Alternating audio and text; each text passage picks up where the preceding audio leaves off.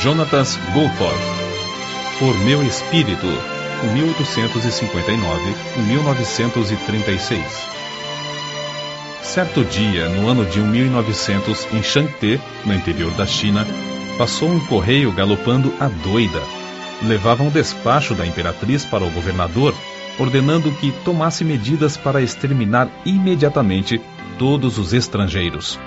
Na horrenda carnificina que se seguiu, Jonatas Goforth, com sua esposa e filhinhos, foram cercados por milhares de boxers, determinados a tirar-lhes a vida.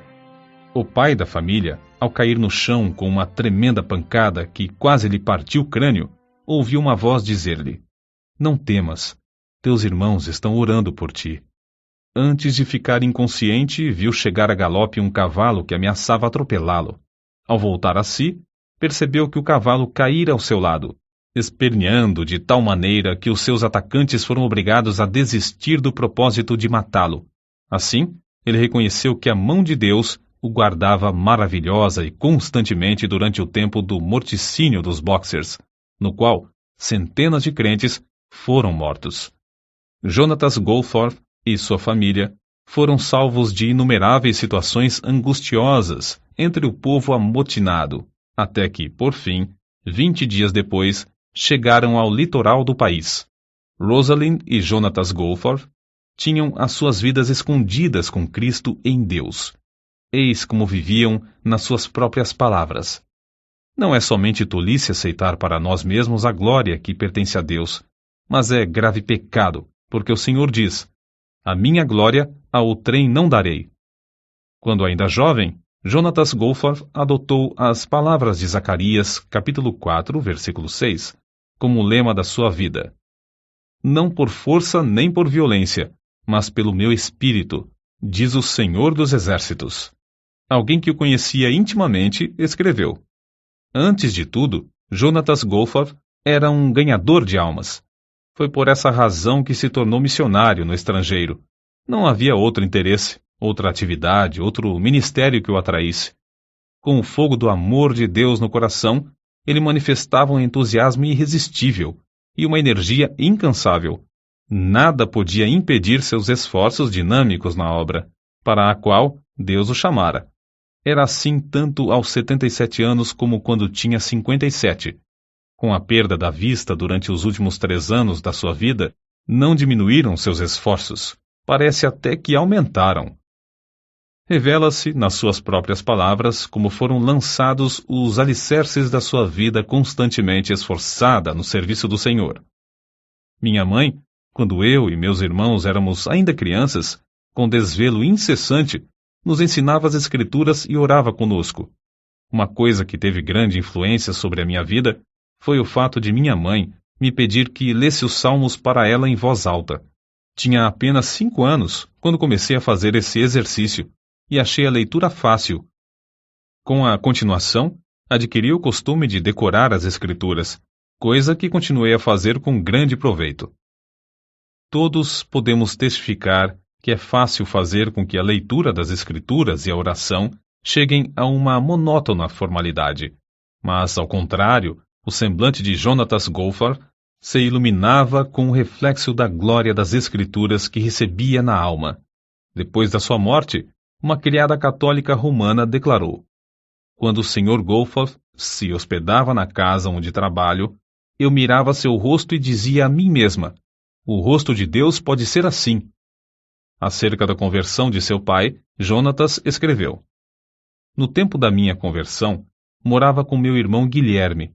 Certa vez, nossos pais nos visitaram, passando conosco mais ou menos um mês. Fazia tempo que o Senhor me dirigira a fazer culto doméstico. Assim, certo dia, anunciei: faremos o culto doméstico de hoje e peço que todos se reúnam depois do jantar. Esperava que meu pai se manifestasse contrariamente, porque em casa não costumávamos dar graças antes das refeições, quanto mais fazer culto doméstico. Li um capítulo de Isaías e depois de falar algumas palavras, oramos juntos, de joelhos. Continuamos a realizar os cultos domésticos durante o tempo que eu estava em casa. Depois de alguns meses, meu pai foi salvo." O jovem Goforth No tempo de estudante no ginásio, visava ser advogado, até que certo dia leu a inspiradora biografia do pregador Roberto McCheyne. Não somente se desvaneceram para sempre todas as suas visões de ambição, mas ele dedicou também a sua própria vida a levar almas ao Salvador. Nesse tempo, devorou os livros. Os discursos de Spurgeon, os melhores sermões de Spurgeon, Graça Abundante, Bunyan, e O Descanso dos Santos, Baxter. A Bíblia, contudo, era o seu livro predileto, e costumava levantar-se 2 horas mais cedo para estudar as Escrituras, antes de se ocupar em qualquer outro serviço do dia. Acerca da sua chamada nesse tempo, ele escreveu: apesar de sentir-me dirigido ao ministério da palavra, recusava terminantemente ser missionário no estrangeiro. Mas um colega me convidou a assistir à reunião de um missionário que fez o seguinte apelo: faz 2 anos que passo de cidade em cidade contando a situação de Formosa e rogando que algum jovem se ofereça para me auxiliar. Mas parece que não consegui transmitir com êxito a visão a nenhum. Volto então sozinho. Dentro de pouco tempo, meus ossos estarão embranquecendo na encosta de um morro em Formosa. Quebranta meu coração saber que nenhum moço se sente dirigido a continuar o trabalho que iniciei. Ao ouvir essas palavras, senti-me vencido pela vergonha. Se o chão tivesse me engolido, teria sido um alívio. Eu, comprado com o precioso sangue de Cristo, ousava planejar a minha vida como eu mesmo queria. Ouvi a voz do Senhor dizer: a quem enviarei? E quem há de ir por nós? E respondi: eis-me aqui, envia-me a mim. Desde então, sou missionário. Lia avidamente tudo o que podia achar acerca de missões no estrangeiro e me esforçava por transmitir aos outros a visão que eu alcançara, a visão dos milhões da terra sem oportunidade de ouvir um pregador. Por fim, chegou o tempo de iniciar seus estudos em Toronto. O primeiro domingo, ele o passou trabalhando entre os prisioneiros da prisão Don, um costume que preservou durante todos os anos de estudos nessa cidade. Durante a semana, dedicava muito tempo a andar de casa em casa ganhando almas para Cristo. Quando o diretor do colégio onde estudava perguntou-lhe quantas casas visitara durante os meses de junho a agosto, ele respondeu: 960. Foi nesse tempo dos estudos que Jonatas Goforth se casou com Rosalind Bell Smith. Acerca do encontro de ambos, ela escreveu: comecei, aos 20 anos de idade, a orar pedindo que, se o Senhor desejasse que eu me casasse, ele me dirigisse um moço inteiramente dedicado a ele e ao seu serviço. Certo domingo, achei-me em uma reunião de obreiros da Toronto Mission Union. Um pouco antes de começar a reunião, alguém à porta chamou Jonatas Goforth. Ele, ao levantar-se para ir lá fora, deixou a Bíblia na cadeira. Então, eu fiz uma coisa que nunca pude explicar. Nem para ela achei desculpas. Senti-me impelida a ir à cadeira dele, apanhei a Bíblia e voltei à minha cadeira. Ao folhear rapidamente o livro, achei-o quase gasto pelo uso, e marcado de capa a capa. Fechei-o e, sem demora, coloquei-o de novo na cadeira. Tudo isso aconteceu em um intervalo de poucos segundos. Ali, sentada no culto, eu disse a mim mesma: esse é o moço com quem seria bom que eu me casasse. No mesmo dia fui apontada, juntamente com outras pessoas, para abrir um ponto de pregação em outra parte de Toronto. Jonatas Goforth estava também entre o grupo.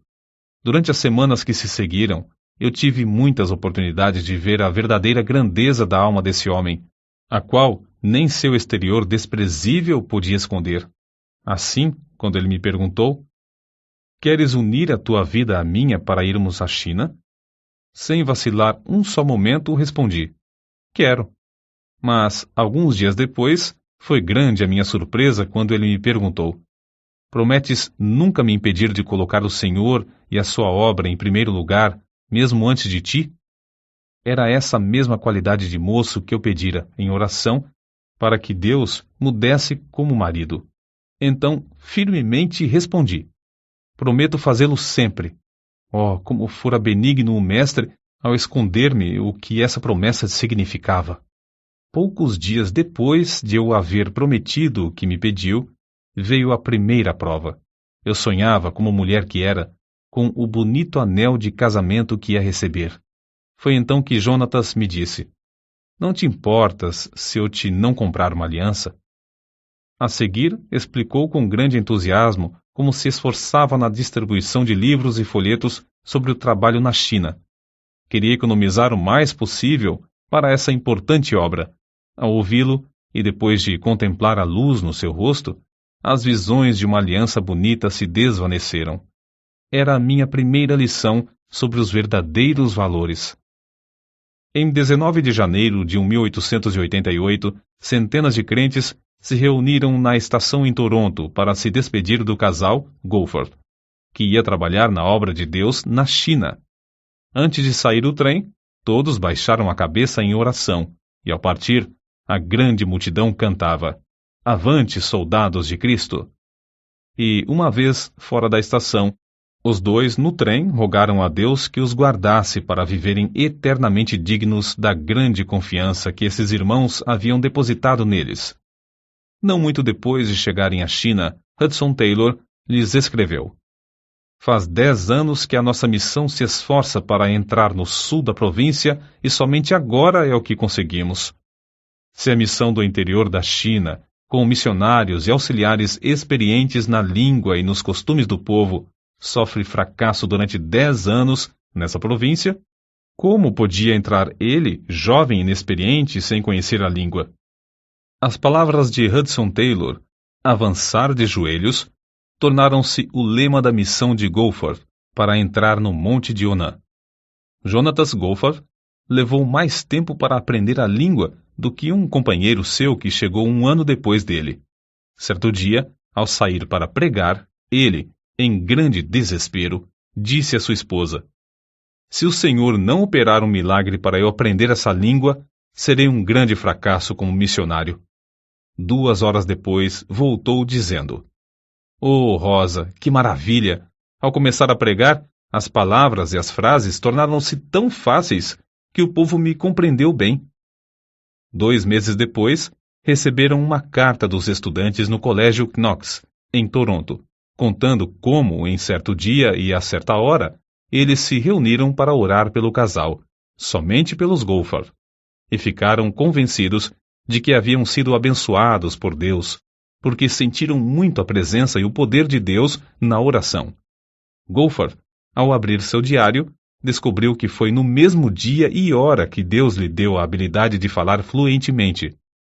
Alguns anos depois, certo patrício seu que falava bem o chinês, disse-lhe acerca do seu estilo de falar: "Compreende-se a fala do Senhor sobre uma área maior do que de qualquer outra pessoa que conheço."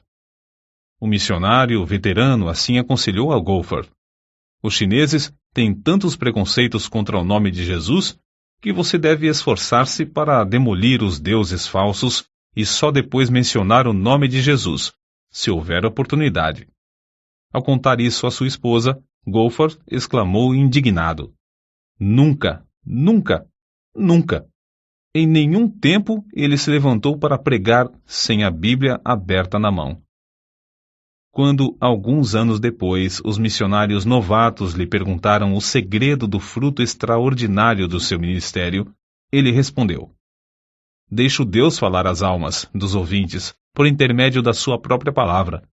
Meu único segredo era tocar no coração dos mais vis pecadores até mostrar-lhes as suas necessidades e pregar-lhes o Salvador poderoso para os salvar." Esse era o segredo de Lutero. Era o segredo de John Wesley, e ninguém se aproveitou mais dele do que Dwight Lyman Moody. Para manejar a espada do Espírito com grande execução, Goforth a afiava, estudando-a diariamente, sem falhar. Em vez de falar contra os ídolos, ele exaltava Cristo crucificado. Isso atraía os pecadores a deixarem as suas vaidades.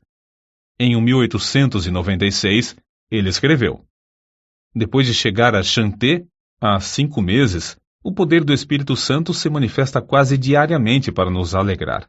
Durante esses meses, um total de mais de 25.000 homens e mulheres nos visitaram em casa, e todos ouviram a pregação do Evangelho. Pregamos, em média, 8 horas por dia. Há, às vezes, mais de 50 mulheres de uma vez no terraço. Ele pregava aos homens enquanto a sua esposa pregava às mulheres. Quase todas as vezes que apresentamos Cristo como Redentor e Salvador, o Espírito Santo salva alguém, e às vezes 10 a 20 pessoas. Contudo, não se deve pensar que esses missionários escaparam de grandes tribulações. Não muito depois de chegarem à China, um incêndio destruiu todas as suas possessões terrestres. O calor do verão era tão intenso que sua primogênita, Gertrude, faleceu, sendo necessário levar o cadáver a uma distância de 75 quilômetros, a um lugar onde se permitia enterrar os estrangeiros. Quando faleceu outro filhinho, Donald, foi necessário fazer de novo a mesma longa viagem com os restos mortais.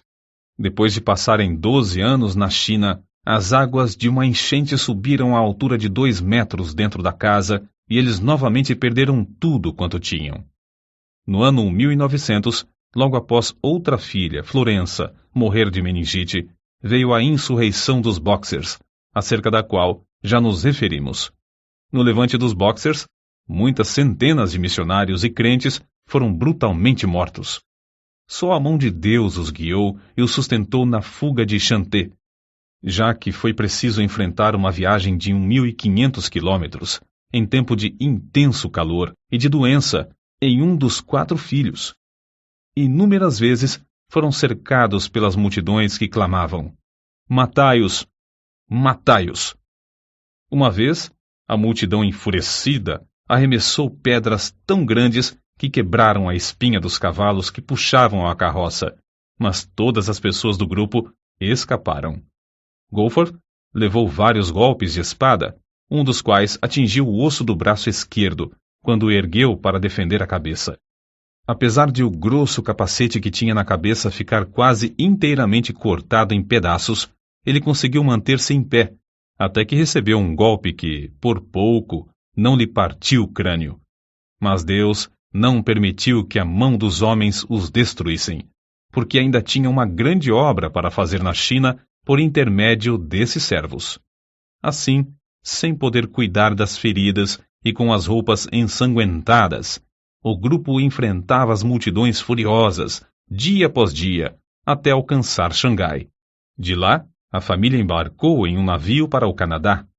Logo que diminuiu o perigo na China, os nossos incansáveis heróis estavam novamente ocupados no trabalho em Shanté. A região foi dividida em 3. A parte que caiu, em sorte, a Goforth foi o vasto território ao norte da cidade, com inúmeras vilas e povoados. O plano de Goforth era alugar uma casa em um centro importante, passar um mês evangelizando e depois mudar-se para outro centro. Queria que a sua esposa pregasse no pátio da casa de dia enquanto ele e seus auxiliares pregavam nas ruas e nos povoados ao redor. À noite, faziam os cultos juntos, ela tocando o harmônio. No fim do mês, podiam deixar um dos auxiliares discipulando os novos convertidos, enquanto o grupo passava para outro centro. Acerca desse plano, a esposa de Goforth escreveu: "De fato, o plano foi bem concebido, a não ser por uma coisa. Não se lembrou dos filhos que perdemos. Lembrei-me de como os meninos com varíola em Hopei me cercaram quando segurava a criança no colo. Lembrei-me das 4 covas de nossos pequeninos. E endureci o coração, como pederneira, contra o plano.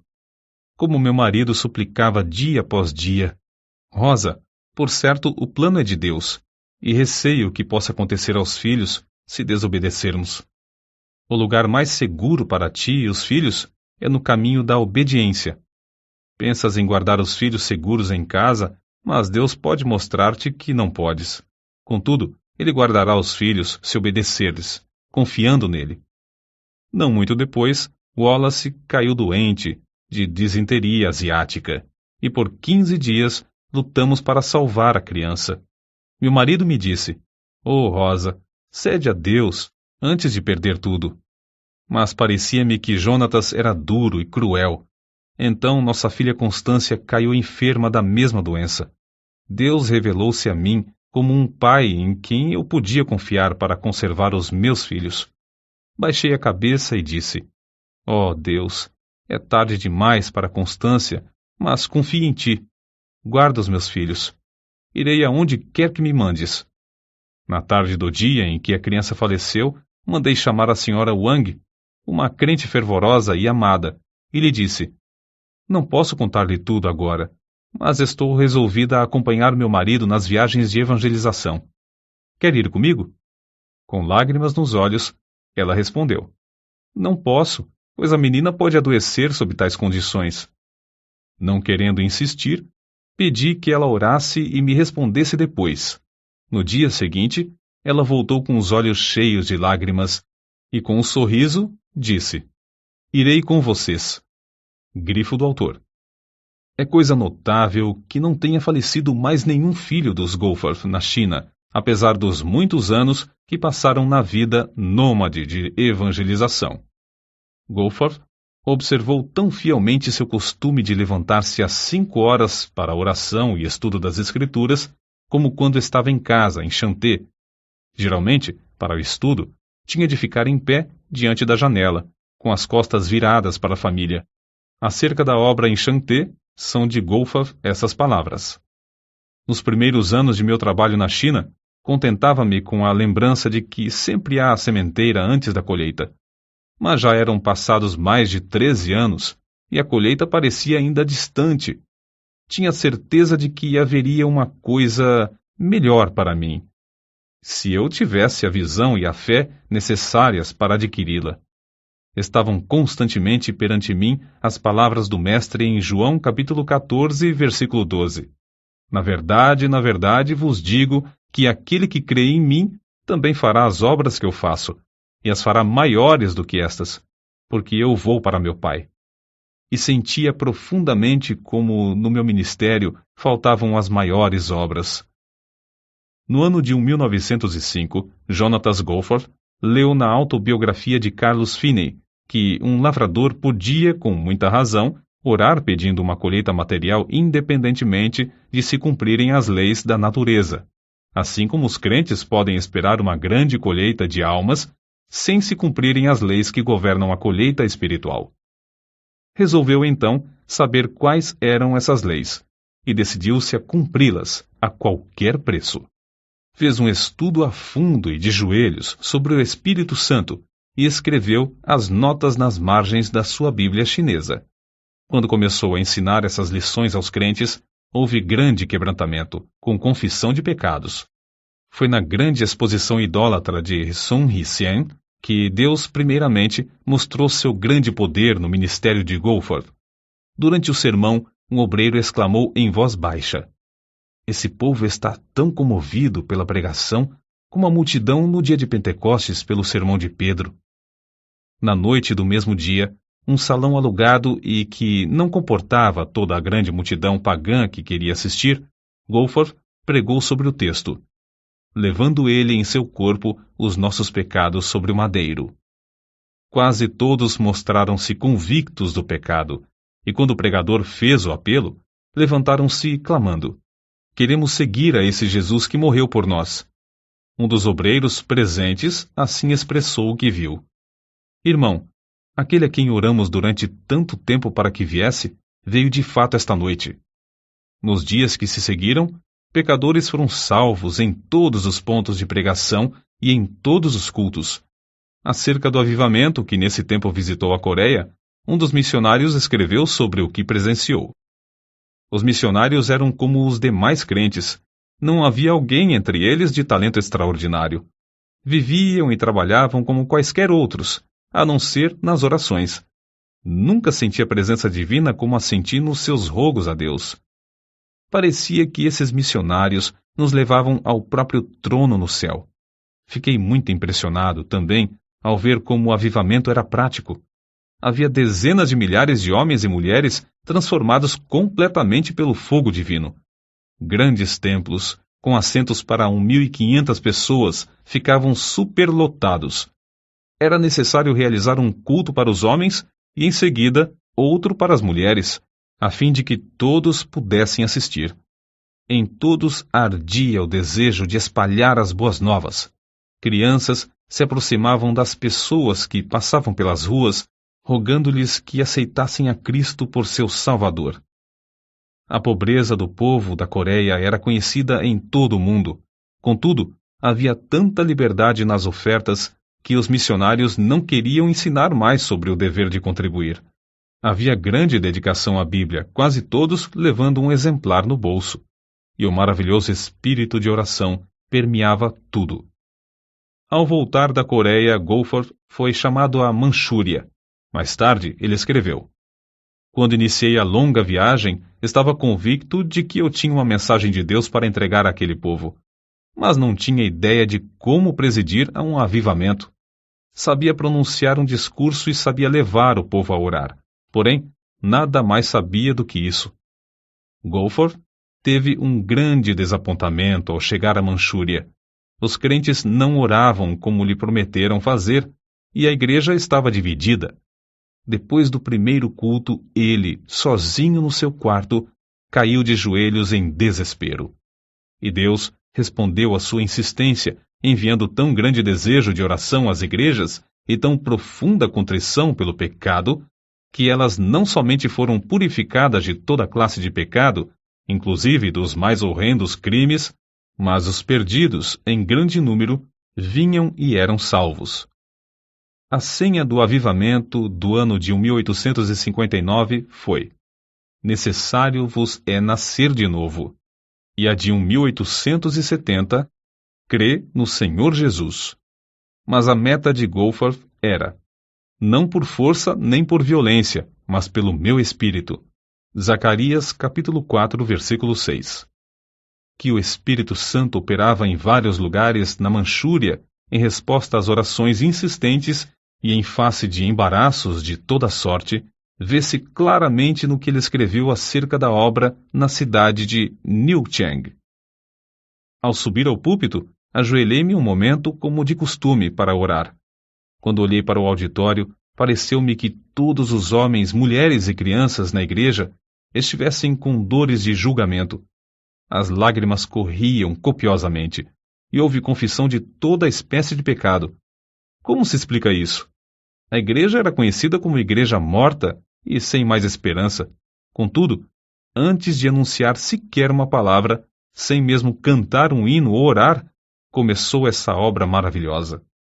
Não há outra explicação. Foi o Espírito de Deus que operou em resposta às orações das igrejas de Mukden, Liaoyang e de outros lugares na Manchúria, as quais haviam experimentado a mesma qualidade de avivamento e foram induzidas a interceder por sua pobre e necessitada igreja irmã.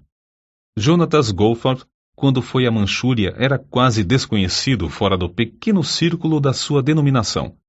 Depois de algumas semanas, quando voltou, os olhos dos crentes de todo o mundo estavam fitos nele. Contudo, permaneceu o mesmo humilde servo de Deus, reconhecendo que a obra não era dele, mas do Espírito de Deus.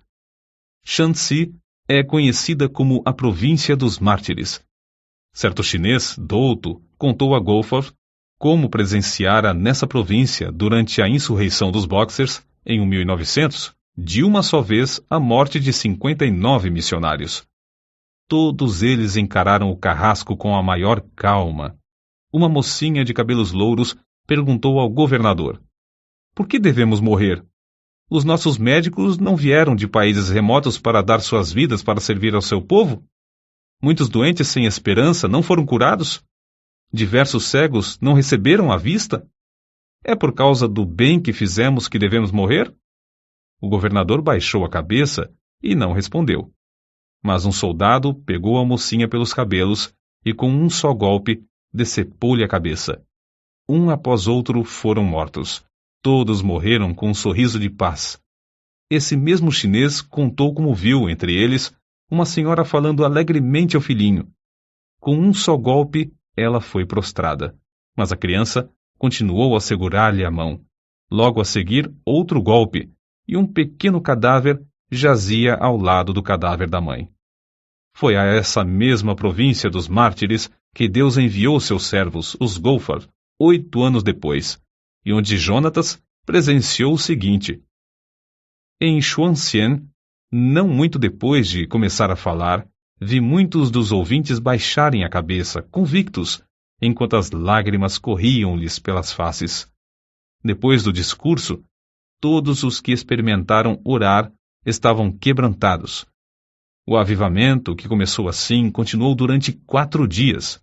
Houve confissão de toda a qualidade de pecados. O delegado regional se admirou grandemente ao ouvir confissões de homicídios, de roubos e de crimes de toda a sorte. Confissões que só conseguiria arrancar deles, açoitando-os até quase os deixar mortos. Às vezes, depois de um culto de 3 horas ou mais, o povo voltava à casa para continuar a orar. Mesmo em horas tardias da noite, havia pequenos grupos reunidos em vários lugares para orar até quase clarear o dia. No colégio de moças em Shuvu, na mesma província dos mártires, as alunas insistiram para que lhes concedessem tempo para jejuar e orar. No dia seguinte, quando se reuniram de manhã para a oração, o Espírito caiu sobre elas e ficaram de joelhos até a tarde desse dia. Das centenas de exemplos evidentes da operação poderosa do Espírito Santo nos corações, dentre muitos outros lugares, citaremos aqui apenas os seguintes. Xangté. Quase 700 pessoas estiveram presentes pela manhã. Havia um fervor de homens se esforçando para ir à frente, de modo que Goforth só conseguiu pregar à tarde. O culto era contínuo, prolongava-se o dia inteiro, com intervalos para as refeições. Guangzhou. A igreja, com assentos para 1.400 ouvintes, não comportava as multidões. O Espírito Santo veio com poder extraordinário. Havia, às vezes, centenas de pecadores contritos chorando. 2 endemoniados foram libertos e se tornaram crentes fervorosos na obra de Deus. Em 4 anos, o número dos salvos aumentou de 2.000 para 8.000. Xuntefu. Inesperadamente, uma dúzia de homens começou a orar e a chorar, sem poder resistir ao poder do Espírito Santo.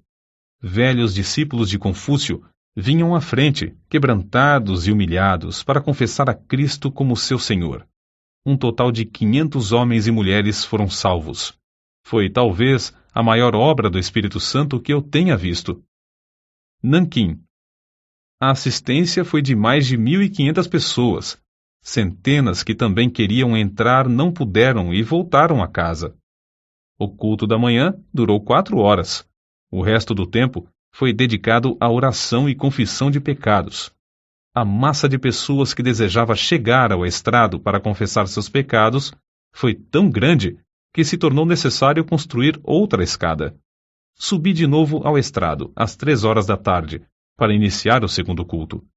Centenas de pessoas, nesse momento, começaram a vir à frente, e por isso eu não pude pregar.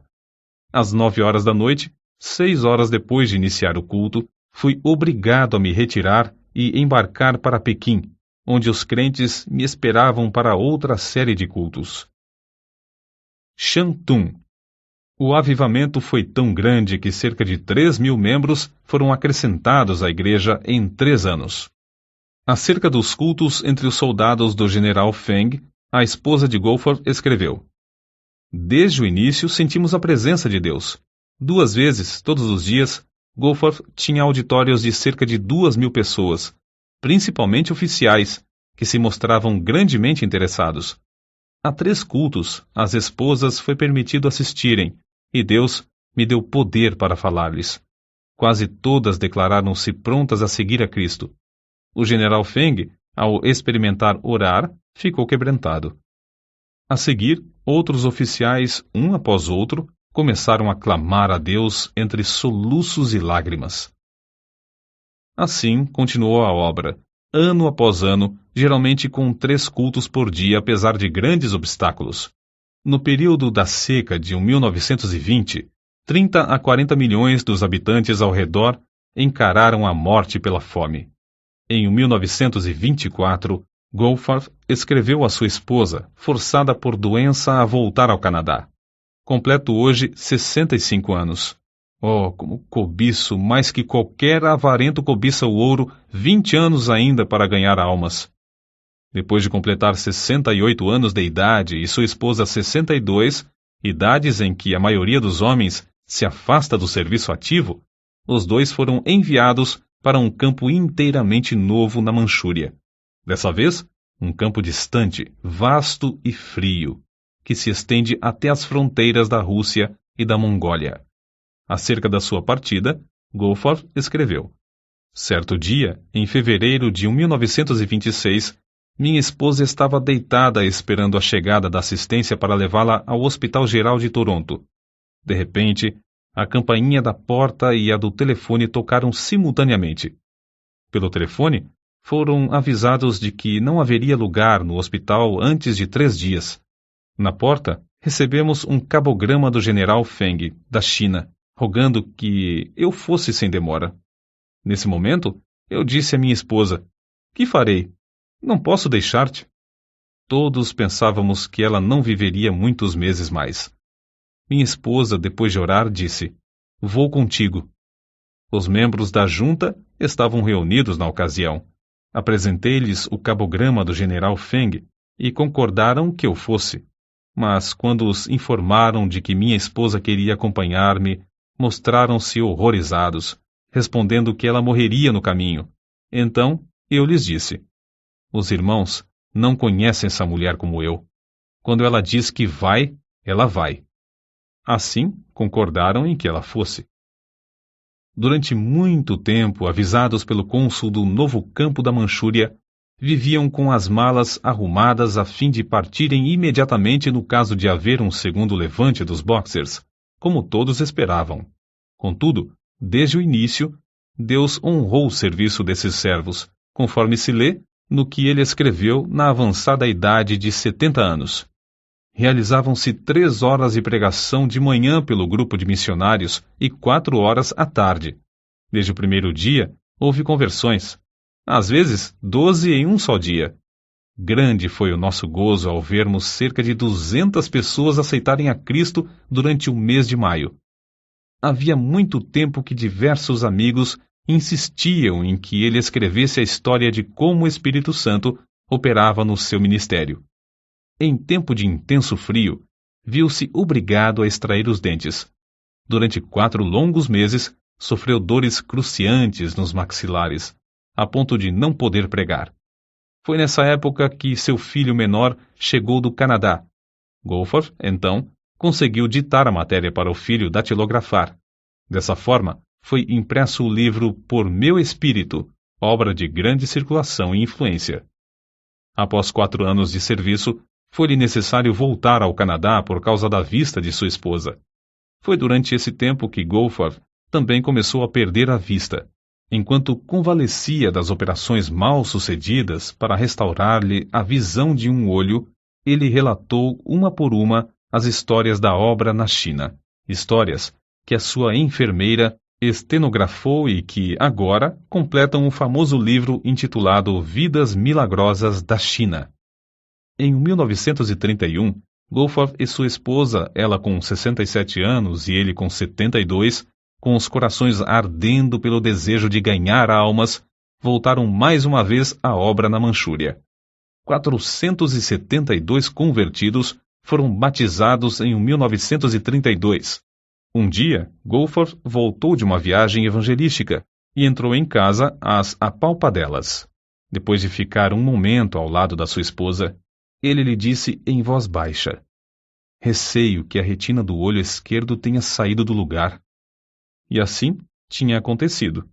A perda completa da visão era para ele uma tristeza, uma tragédia, sentida por todos. Ao mesmo tempo, chegou-lhes uma carta informando-os de uma redução tão grande no que recebiam para o sustento dos missionários e nas despesas das viagens evangelísticas, que parecia impossível continuar a obra. Foi a maior crise de toda a vida de Jonatas Goforth. Contudo, sem vacilar, olhou para Deus.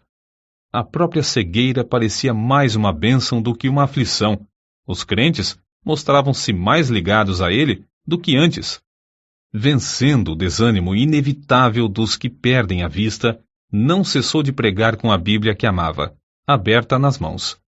No ano de 1933, 778 convertidos foram batizados. Por fim, os Goforth cederam ao apelo dos crentes do Canadá a que retornassem à terra natal para animar as igrejas no envio de mais missionários. Durante os preparativos para a viagem, souberam que 966 convertidos foram batizados naquele ano, o 1934. O culto de despedida foi um dos mais comoventes em toda a história da obra missionária. O obreiro tão amado pelos crentes, agora, por causa da cegueira, não podia ver como tinham enfeitado o templo, mas eles bondosamente, e com prazer, lhe descreveram tudo acerca das muitas e lindas bandeiras de seda e veludo que cobriam inteiramente as 4 paredes do templo. Os pregadores que falaram o fizeram chorando. Um deles disse: "Agora Elias está para sair de nosso meio, e cada um de nós deve tornar-se um Eliseu." Na hora da despedida, havia uma multidão de crentes chorando na plataforma da estação. Goforth, sentado diante da janela do trem, com o rosto virado para aqueles crentes que tanto amava, mas não podia ver, continuava a fazer-lhes sinais com a cabeça, de vez em quando levantando os olhos para cima, indicando assim a bendita esperança de uma reunião no céu. Quando o trem partiu, os crentes, com os olhos cheios de lágrimas, tentaram acompanhá-lo, correndo paralelamente, a fim de conseguirem olhar mais uma vez para o rosto desses queridos missionários. Durante 18 meses, Goforth pregou a grandes auditórios no Canadá e nos Estados Unidos. Dia após dia, esse veterano estava em pé diante desses auditórios, com a sua amada Bíblia aberta nas mãos. Abria o livro, aproximadamente na página que desejava, e citava as passagens de cor, durante o sermão. Isso ele fazia com tanta prática, tendo os olhos abertos, que era difícil crer que as não lia como outrora. O ponto principal de suas mensagens descobre-se nas palavras que lhe disse certo dia a sua esposa: "Querida, acabo de fazer um cálculo mental que prova com certeza qual o resultado de dar ao Evangelho a oportunidade de operar. Se cada um dos missionários enviados à China tivesse levado tantas almas a Jesus como os 6 missionários do nosso campo durante o ano de 1934, o último ano que passamos na Manchúria, isto é, 166 almas por cada missionário, o número de conversões na China teria alcançado a cifra de quase 1 milhão, em vez de apenas 38.724. Isto é, teria sido 25 vezes maior." Grifo do autor. Certo dia, quando tinha de pregar somente à noite, ele disse à sua esposa: "Em vez de sairmos de casa hoje, acho melhor participarmos de um banquete da palavra. Lê para mim o precioso Evangelho de João." Ela leu 16 capítulos desse livro. Percebia-se que era um verdadeiro banquete para ele, pela atenção que prestava à leitura de certas passagens. Antes de falecer, tinha lido a Bíblia de capa a capa mais de 73 vezes. Na noite do dia 7 de outubro de 1936, Jonatas Goforth, depois de um discurso fervoroso e longo sobre o tema Como o fogo do Espírito varreu a Coreia, deitou-se tarde para dormir. Às 7 horas da manhã seguinte, a sua esposa levantou-se e vestiu-se. Logo a seguir, verificou que foi mais ou menos no mesmo momento em que ela se levantou que ele, dormindo aqui na terra, num instante, acordou na glória, vendo de novo. Poucos dias antes, ele tinha dito que se regozijava em saber que o primeiro rosto que ia ver seria o de seu Salvador. 5 anos e meio depois de Jonatas Goforth haver dormido no Senhor, Rosalind Goforth reuniu-se ao seu amado marido e companheiro de lutas. As últimas palavras que pronunciou foram estas: "O rei me chama, estou pronta." Dela também pode-se dizer, como foi dito a respeito dele: entregava-se à oração e ao estudo da palavra para saber a vontade de Deus. Foi esse amor pela leitura da Bíblia e a ininterrupta comunhão com Deus que lhe deram o poder de comover auditórios e convencê-los do pecado e da necessidade do arrependimento. Em todas as ocasiões, ele dominava sua própria pessoa e confiava inteiramente no poder do Espírito Santo para descobrir as coisas de Jesus aos ouvintes. Que o mesmo brado de guerra seja sempre nosso, não por força, nem por violência, mas pelo meu Espírito. Mas recebereis poder ao descer sobre vós o Espírito Santo.